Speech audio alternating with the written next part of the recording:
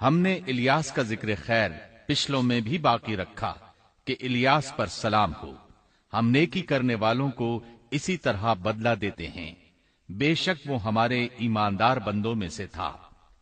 قرآن مجید میں ان کا نام الیاس بتایا ہے، انجیل یوحنا میں ان کو ایلیا نبی کہا گیا ہے۔ بعض آثار میں ہے کہ الیاس اور ادریس ایک ہی نبی کے دو نام ہیں، لیکن یہ بات درست نہیں، کیونکہ اول تو یہ آثار سند کے اعتبار سے قوی نہیں، دوسرا یہ کہ قرآن مجید نے سورۃ الصافات اور سورۃ الانعام میں الیاس علیہ السلام کے جو حالات اور اوصاف بیان کیے ہیں ان میں کسی ایک جگہ بھی یہ اشارہ نہیں ملتا کہ الیاس علیہ السلام کو ادریس بھی کہا جاتا ہے، اور نہ ہی سورۃ الانبیاء میں جہاں ادریس علیہ السلام کا تذکرہ ہے کوئی ایسا اشارہ ملتا ہے کہ ان کو الیاس بھی کہا جاتا ہے۔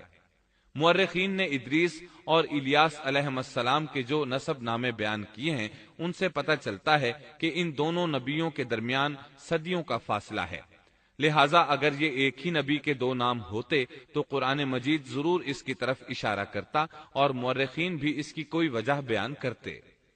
مفسرین اور مورخین کا اتفاق ہے کہ الیاس علیہ السلام شام کے باشندوں کی ہدایت کے لیے بھیجے گئے تھے، اور مشہور شہر بعلبک ان کی رسالت و تبلیغ کا مرکز تھا۔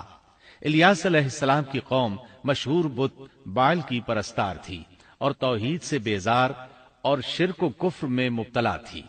اللہ کے برگزیدہ رسول الیاس علیہ السلام نے ان کو سمجھایا اور راہ ہدایت انہیں دکھائی، اور بت پرستی کے خلاف انہیں واض و نصیحت کی اور خالص توحید کی جانب انہیں بلایا۔ کتب تفاسیر میں ہے کہ بعل نامی بت سونے کا تھا اور اس کا قد 20 گز تھا اور اس کے 4 منہ تھے اور اس کی خدمت پر 400 خادم مقرر تھے۔ الیاس علیہ السلام کے زمانے میں یمن اور شام کا محبوب دیوتا یہی بت تھا، اور بعض مورخین کا خیال ہے کہ حجاز کا مشہور بت حبل بھی یہی بعل تھا۔ سورۃ الانعام میں الیاس علیہ السلام کا جن آیات کے اندر ذکر آیا ہے وہ نوح اور ابراہیم علیہ السلام کی اولاد اور ان کی نسل کے انبیاء و رسل کی ایک مختصر فہرست ہے۔ اللہ تعالیٰ سورۃ الانعام آیت 84 تا 86 میں فرماتے ہیں، وَوَهَبْنَا لَهُ إِسْحَاقَ وَيَعْقُوبَ كُلًّا هَدَيْنَا وَنُوحًا هَدَيْنَا مِن قَبْلُ وَمِن ذُرِّيَّتِهِ دَاوُودَ وَسُلَيْمَانَ وَأَيُّوبَ وَيُوسُفَ وَمُوسَى وَهَارُونَ وَكَذَلِكَ نَجْزِي الْمُحْسِنِينَ وَزَكَرِيَّا وَيَحْيَىٰ وَعِيسَىٰ وَإِلْيَاسَ كُلٌّ مِّنَ الصَّالِحِينَ وَإِسْمَاعِيلَ وَالْيَسَعَ وَيُونُسَ وَلُوطًا وَكُلًّا فَضَّلْنَا عَلَى الْعَالَمِينَ۔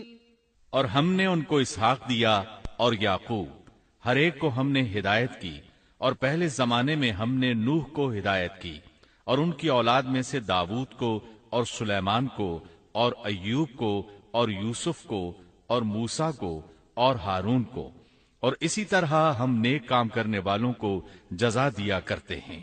اور نیز زکریا کو اور یحییٰ کو اور عیسیٰ کو اور الیاس کو، یہ سب نیک لوگوں میں سے تھے، اور نیز اسماعیل کو اور یسع کو اور یونس کو اور لوط کو، اور ان میں سے ہر ایک کو تمام جہان والوں پر ہم نے فضیلت دی۔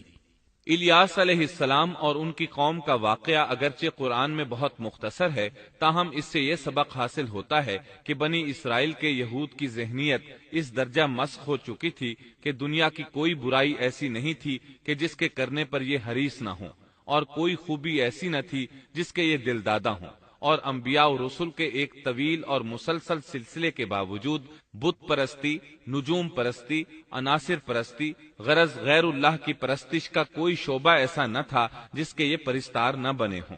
قرآن مجید میں بنی اسرائیل سے متعلقہ واقعات میں جہاں ان کی بدبختی اور کج روی پر روشنی پڑتی ہے، وہاں ہمیں یہ نصیحت و عبرت بھی حاصل ہوتی ہے کہ اب جبکہ انبیاء و رسل کا سلسلہ ختم ہو چکا اور خاتم النبیین کی نبوت اور قرآن مجید کے آخری پیغام نے اس سلسلے کو ختم کر دیا، تو ہمارے لیے ازحد ضروری ہے کہ بنی اسرائیل کی مسخ فطرت اور تباہ ذہنیت کے خلاف احکام الہی کو مضبوطی سے پکڑیں اور ان میں ہیلا سازی اور ٹیڑھ پن سے کام نہ لیں، ان کی خلاف ورزی کی جرت نہ کریں، اور ہمارا شیوا سپرد و تسلیم ہونا چاہیے، نہ کہ انکار و انحراف۔ اسلام کے یہی اور صرف یہی معنی ہے۔ الیاس علیہ السلام کے بعد یسع علیہ السلام تشریف لائے۔ اللہ تعالیٰ نے ان کا ذکر سورۃ الانعام آیت 86 میں فرمایا ہے، وَإِسْمَاعِيلَ وَالْيَسَعَ وَيُونُسَ وَلُوطًا وَكُلًّا فَضَّلْنَا عَلَى الْعَالَمِينَ۔ اور اسماعیل کو اور یسع کو اور یونس کو اور لوط کو اور ان میں سے ہر ایک کو تمام جہان والوں پر ہم نے فضیلت دی۔ اسی طرح سورہ صاد آیت 48 میں فرمایا، وَاذْكُرْ إِسْمَاعِيلَ وَالْيَسَعَ وَذَا الْكِفْلِ وَكُلٌّ مِّنَ الْأَخْيَارِ۔ اور اسماعیل، یسع اور ذوالکفل کا بھی ذکر کیجئے، یہ سب بہترین لوگ تھے۔ یسع علیہ السلام بعض مورخین کے نزدیک ہارون علیہ السلام کی اولاد میں سے ہیں، اور بعض کے بقول یوسف علیہ السلام کی نسل سے ہیں، اور یہ الیاس علیہ السلام کے چچا زاد بھائی تھے۔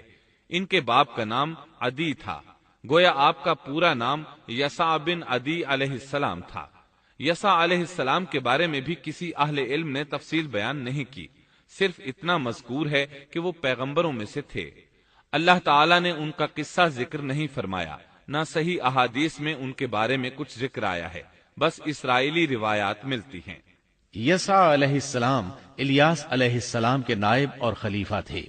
چھوٹی عمر ہی سے ان کی رفاقت میں رہنے لگے تھے، اور ان کی وفات کے بعد اللہ تعالیٰ نے بنی اسرائیل کی ہدایت و رہنمائی کے لیے یسع علیہ السلام کو نبوت سے سرفراز فرمایا، اور انہوں نے الیاس علیہ السلام کے طریقے ہی پر بنی اسرائیل کی رہنمائی فرمائی۔ یہ معلوم نہیں ہو سکا کہ انہوں نے کتنی عمر مبارک پائی اور بنی اسرائیل میں کتنے عرصے تک حق تبلیغ ادا کیا۔ یسع علیہ السلام کی وفات کے بعد بنی اسرائیل بدحالی کا شکار ہو گئے، ان پر جابر حکمران مسلط ہو گئے، انہوں نے دین کو دنیا سے جدا کر دیا۔ ان حکمرانوں نے خوب ظلم کیا۔ بنی اسرائیل میں سے ہونے کے باوجود وہ بہت بڑے فاسق بن کر سامنے آئے، وہ لوگوں کو اپنا غلام بنا کر رکھتے۔ دوسری طرف بنی اسرائیل کئی مارکوں میں شکست سے دوچار ہوئے۔ بنو عمالقہ کے ساتھ ایک مارکے میں تو انہیں نہایت بری طرح شکست ہوئی، اور بنو عمالقہ نے بنی اسرائیل سے وہ تابوت چھین لیا جو کہ لکڑی کا تھا، اور وہ اس سے برکت حاصل کیا کرتے تھے۔ اپنے مارکوں اور لڑائیوں میں وہ اس کو ساتھ لے جایا کرتے تھے۔ جب بنی اسرائیل اس کو دیکھتے تو ان پر سکینت بھی نازل ہوا کرتی تھی۔ اس تابوت میں آل موسیٰ اور آل ہارون کے باقی ماندہ آثار تھے۔ کہا جاتا ہے کہ اسی میں موسیٰ علیہ السلام کے صحیفے اور تورات کی تختیاں تھیں۔ موسیٰ علیہ السلام کا عصا بھی تھا، آپ کے کپڑے بھی محفوظ تھے۔ اسی طرح ہارون علیہ السلام کی کچھ نشانیاں بھی تھیں، بلکہ ایک روایت میں تو یہ بھی ہے کہ اس میں آسمان سے نازل ہونے والا من و سلوہ کا مرتبان بھی تھا جو وہ وادی تیہ میں کھاتے رہے تھے۔ بہرحال یہ صندوق اس مارکے میں ان کے ہاتھوں سے نکل گیا، اس پر بنو عمالقہ نے قبضہ کر لیا۔ اس طرح بنی اسرائیل کا افتراق اور انتشار بڑھتا چلا گیا، یہاں تک کہ بادشاہوں پر بھی اس کے اثرات پڑے اور یہ صندوق انہیں بھی نہ مل سکا، یہاں تک کہ اللہ کے ایک معزز پیغمبر شمویل علیہ السلام ظہور پذیر ہوئے۔ انہیں شمعون بھی کہا جاتا ہے۔ عربی زبان میں اس کے مترادف لفظ اسماعیل بنتا ہے، اور ان کا نام شمویل اس وقت عربی زبانوں کی کتابوں میں عام ہو چکا ہے۔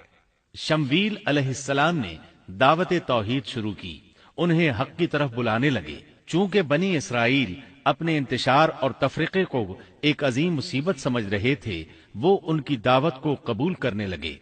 پھر انہیں یہ احساس ہوا کہ ایک بادشاہ کا ہونا بھی نہایت ضروری ہے تاکہ وہ ان کے دنیاوی معاملات اور سیاسی امور کی باغ ڈور سنبھالے۔ چنانچہ اکٹھے ہو کر شمویل علیہ السلام کے پاس آئے، کہنے لگے، ہم میں سے ایک شخص کو منتخب کر دیجئے جو ہم پر حکومت کرے اور ظالموں سے بدلہ لینے کے لیے جب لڑائی ہو تو وہ ہماری قیادت کرے۔ قرآن کریم میں اس قصے کو بہت وضاحت سے بیان کیا گیا ہے۔ اللہ تعالیٰ سورۃ البقرہ آیت 246 میں فرماتے ہیں، ألم تر إلى الملأ من بني إسرائيل من بعد موسى إذ قالوا لنبي له ابعث لنا ملكا نقاتل في سبيل الله قال هل عسيتم إن كتب عليكم القتال ألا تقاتلوا قالوا وما لنا ألا نقاتل في سبيل الله وقد أخرجنا من ديارنا وأبنائنا فلما كتب عليهم القتال تولوا إلا قليلا منهم والله عليم بالظالمين۔ کیا آپ نے موسیٰ کے بعد والی بنی اسرائیل کی جماعت کو نہیں دیکھا جبکہ انہوں نے اپنے پیغمبر سے کہا کہ کسی کو ہمارا بادشاہ بنا دیجئے تاکہ ہم اللہ کی راہ میں جہاد کریں۔ پیغمبر نے کہا ممکن ہے کہ جہاد فرض ہو جانے کے بعد تم جہاد نہ کرو۔ انہوں نے کہا بھلا ہم اللہ کی راہ میں جہاد کیوں نہ کریں گے؟ ہم تو اپنے گھروں سے نکالے گئے ہیں اور بچوں سے دور کر دیے گئے ہیں۔ پھر جب ان پر جہاد فرض ہوا تو سوائے تھوڑے سے لوگوں کے سب پھر گئے، اور اللہ ظالموں کو خوب جانتا ہے۔